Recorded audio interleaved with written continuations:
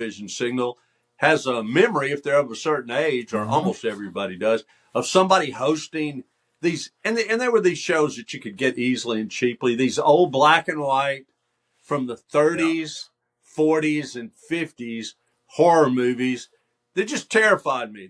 To this day, they're way more frightening than anything I can watch now if I go and try to stream something that's been done in the last 10 years. I mean, there's some good. There's some frightening horror movies. I'm not sure any of them do any good. I think they all kind of make you a little too scared, frightened of everything. But the ones we used to have, I just wrote down things I remember. Some actors, the old black and white movies with Vincent Price in them and Boris Karloff, who was the voice of the cartoon Grinch later on. Lon Chaney Jr. Michael Landon even got his start from Bonanza. Got his start in an old black and white. Do you remember that one? Did you ever see the old Michael? I was a teenage werewolf. Yeah, you win the prize. His first thing he ever did, I think. Oh, it was it was a fairly big hit, and I'm sure he got his face out there in front of a lot, or his hair colored face at least. And of course, he got killed at the end, like at all.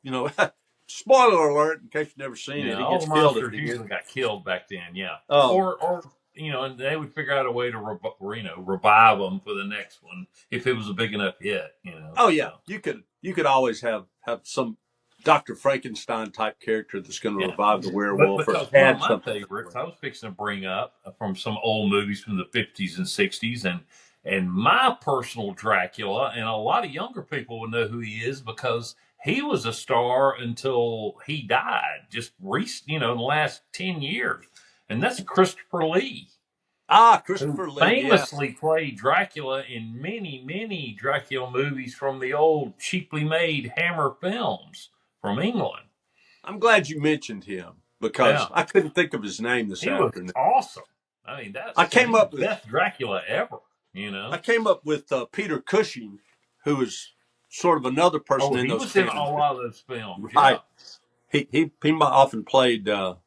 Well, if they couldn't get Christopher Lee, they got Peter Cushing. Was kind of how it worked. Peter Cushing in a lot of those movies was like the guy trying to kill Christopher Lee. He was usually like Van Helsing or something, or he would be. And I saw him play like Dr. Frankenstein in a few movies where they did Frankenstein. And I mean, Peter Cushing and Christopher Lee were like the heavy hitters for Hammer films, without a doubt. And, of course, Boris Karloff was associated with Frankenstein's monster more than anything else.